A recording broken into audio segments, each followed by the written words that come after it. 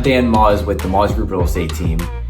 We are a full-service residential real estate team. We also do dabble in commercial, serving the South Jersey area, all the way from middle Burlington County all the way down to the shore points of Cape May. But primarily our main markets are Camden County, Gloucester County, Salem County, and Cumberland and the lower end of Burlington. In addition to serving South Jersey area, we do cross over into Pennsylvania as a few of our agents are licensed over there, and we've done a handful of transactions in that area. It's always about putting the customer first. No sale is too small, and definitely no sale is too large. We have a property right now under contract in Avalon for $6 million, and we've sold $30,000 piece of land just the other day. So we don't discriminate on any of that. We're here to help people through the process. So I think that is one of the key things that people see when they work with us.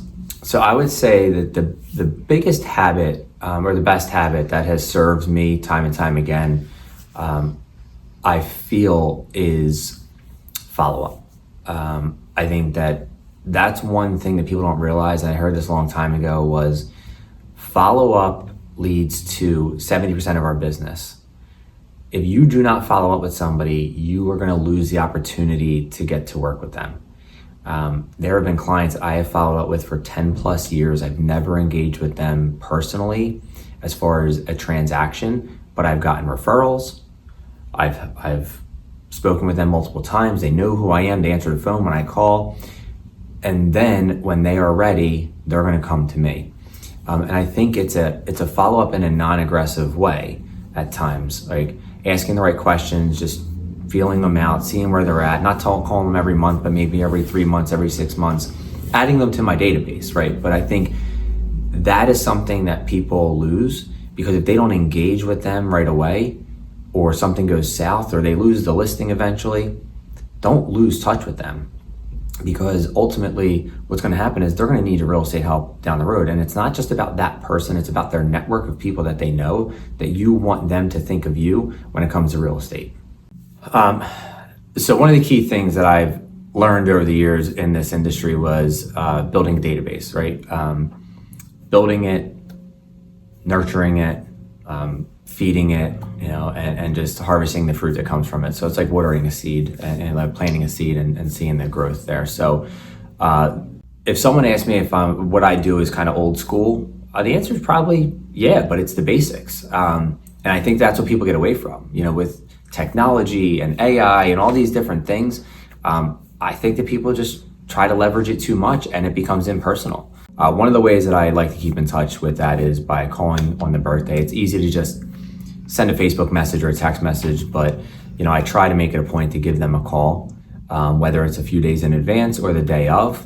And then also, what I've learned to do was everybody's bought and sold a house with us. They have an anniversary, and it's commemorating an experience and a timeline that they went through with us that was important to them. So I call or I text when it's their anniversary. It could be a 7th year anniversary, and it's just a good reason to reconnect with somebody. Look, we want to be there touching base with everybody, but not always have the time to do it.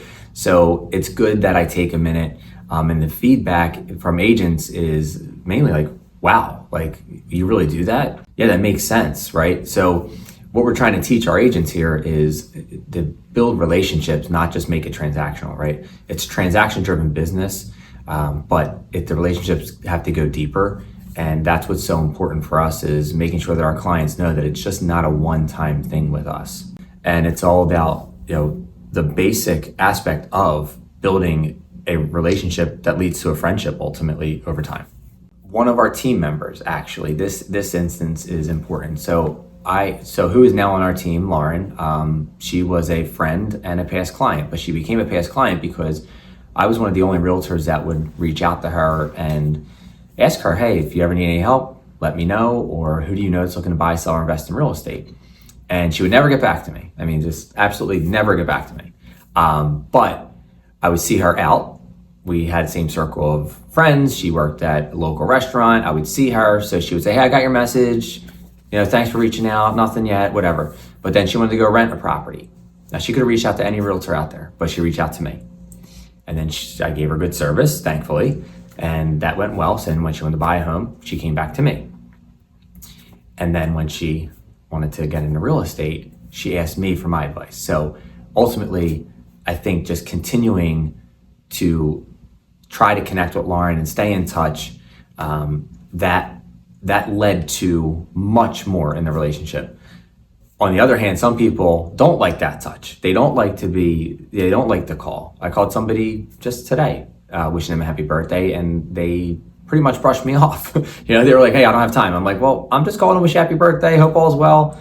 All right, thanks. But ultimately, you're going to have some of that. You're not going to connect with everybody. It's hard for me because I want to connect with everybody, but ultimately, those conversations, even if it's a voicemail that you're leaving somebody, could lead to something down the road. You just never know. So I never want to stop doing it.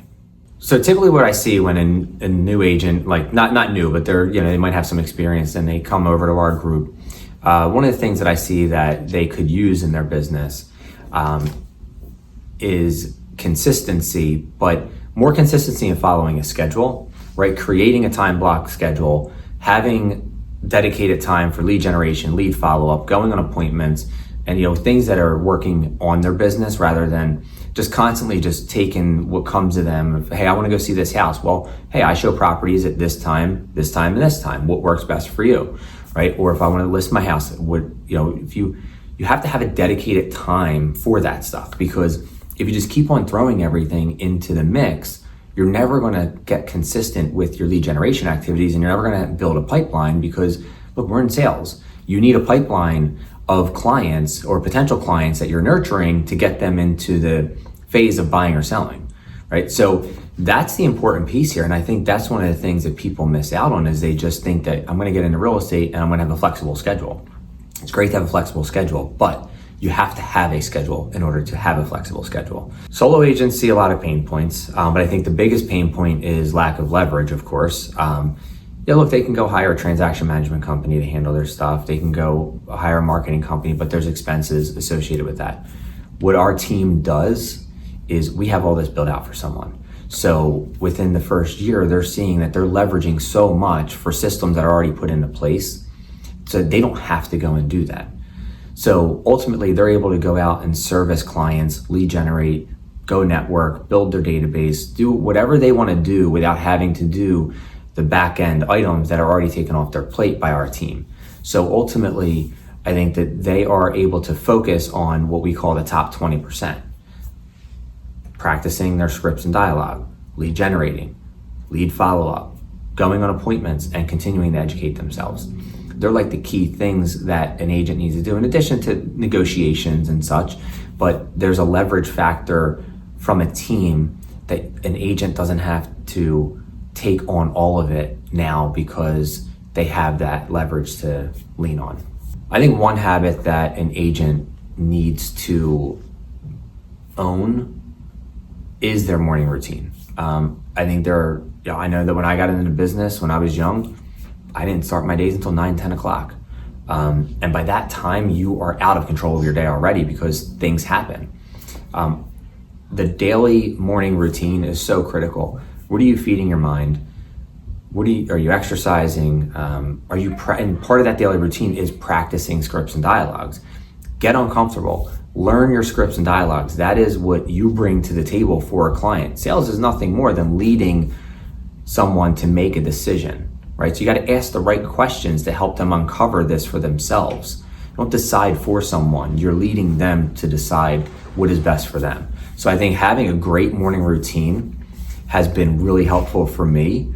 And not every day is perfect, but I'm more consistent than inconsistent. And I think that's why I've seen the success that I've seen, and my agents have seen the success that they've seen over time. So as a leader to a sales team, there's a couple of things that I do each week, plus our director of operations, there's a few things that she does to hold them accountable. What I personally do is I role play with each agent individually once a week. We report numbers every day, but we go over those numbers in our daily huddle on Mondays, so that we can have that accountability behind there, make sure our numbers are up to date, things like that. Because if you don't know your numbers, that's step number one in a business, is you got to know your numbers, because the business is the numbers. Also, working with them through their pipeline. That's what one of the things our director of operations does. She talks to them about their pipeline, whether it's once a week or once every other week, making sure that we're on top of that, and seeing if there's anything we can do to help them. Other stuff is making sure that we get them what they need to do their job, and that they're doing their job efficiently. So there's trainings that we bring in from outside sources, or we do them internally. The other day we just did something about like questions and objections. So we're trying to make sure that they're very equipped to be able to go out there and talk educatedly with a consumer about whatever their needs might be. Outside of that, look, they just need to start to develop the habits that we see in successful salespeople that work for their lifestyle and what their goals are. So we do help them set goals and try to maintain those goals by having weekly or bi-weekly conversations with them about their goals and what's important to them, whether it's personally or business-wise.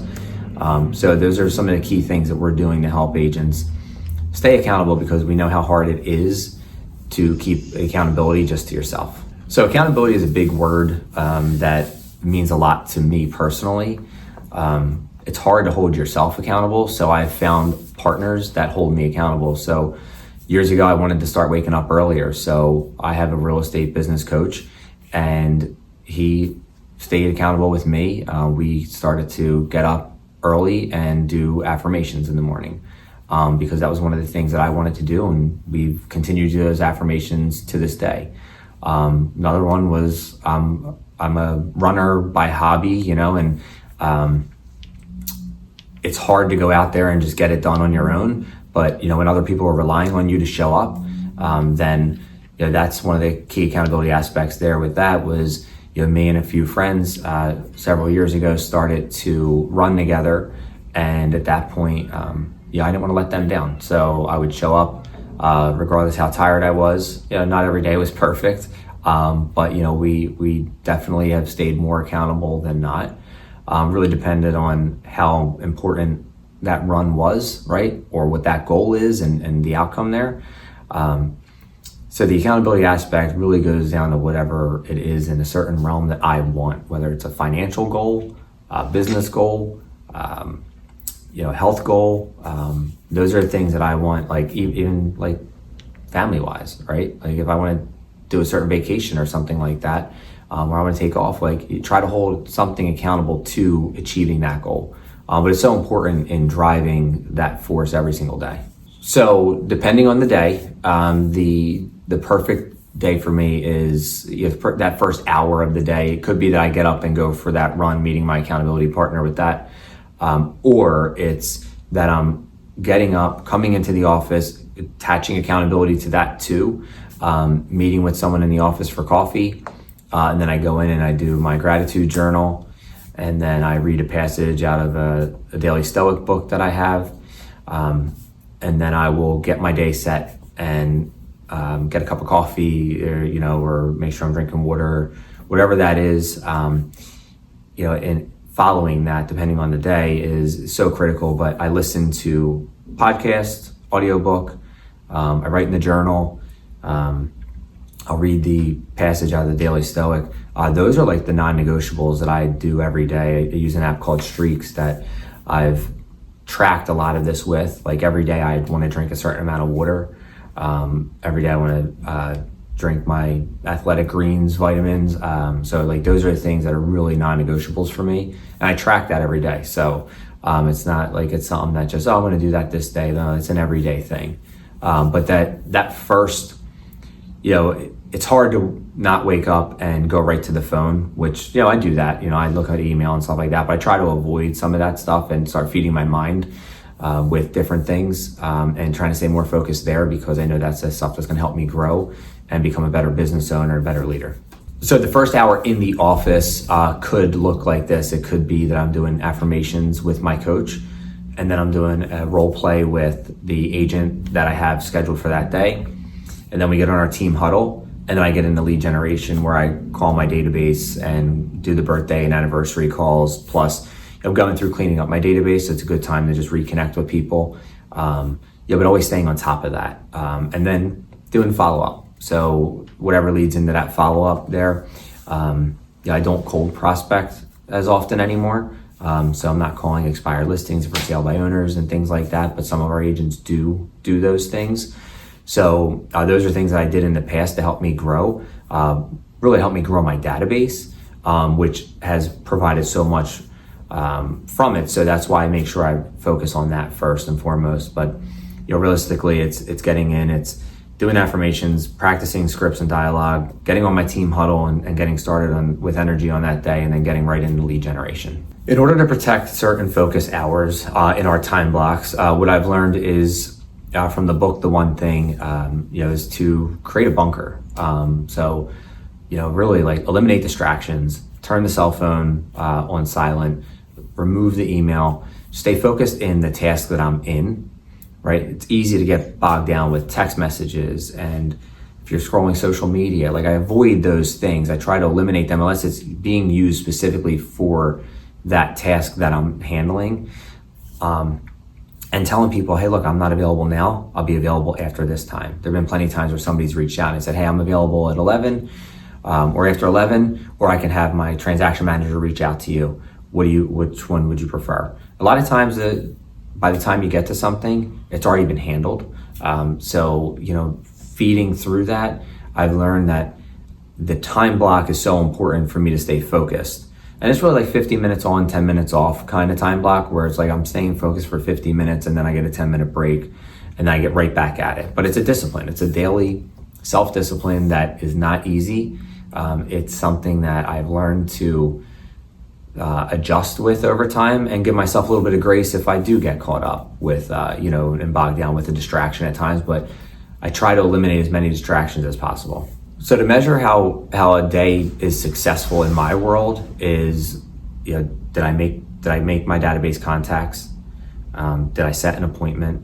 Did I get a referral? Those are all things I track. So I track all the numbers. Did I show up on time this morning? I think that's one of the biggest things. And then when I'm tracking that to see if that day was successful, I'm entering all the numbers into the areas that we track our numbers for our business in. And I review those numbers. I review my day and I say, okay, like what could I have done differently today? The days that feel most successful are the days that I can clear my plate, go home and not have to worry when I step in that door, and I don't have to worry about what else is going to happen because I got everything I needed to get done that day and I feel like it was productive. The biggest thing is being lead generation and lead follow-up. And that is the most key aspect to the day as a real estate professional, because without lead generation and follow-up, you will not have referrals, you will not have appointments to go on, and that's what drives our business. One of the key things as a real estate professional is to be someone who is on top of your skills, on top of what's going on in the market, on top of what's changed in the real estate world. The education aspect of it is so critical. If you do not continue to grow, you will not be serving your clients well. It is so critical. It's probably one of the biggest values that I have, is being learning based. Education is so critical. You can never feed your mind enough. You're always going to learn something new. It is one of the most critical aspects to becoming a better salesperson and a better leader. And I think that that's one of the key things that people forget, is if you think about sports, right? I'm a big sports guy, and you look at the top people like Kobe Bryant, Michael Jordan. I mean, these guys practiced for hours, even on game day. And for a real estate salesperson is like, are you practicing? Are you educating yourself? And are you implementing that, right? It's one thing to go and educate yourself or practice it, but are you implementing it? When it comes time for game time, if you're practicing, then you're gonna be able to use those skills subconsciously. And you're gonna start to talk about things and be like, wow, how did I get that? How did that come out of my mouth, right? It's because all that work you're putting into it. It's what you're learning. Without that, you're not gonna be able to guide your clients well. You're not gonna be able to lead them to make that right decision for themselves or help them in navigating a negotiation. So it's so critical, it's so important. And I think too many people think that, just because they're licensed that their friends and family are gonna use them, but no, they need to work with the best professional out there, and that needs to be you.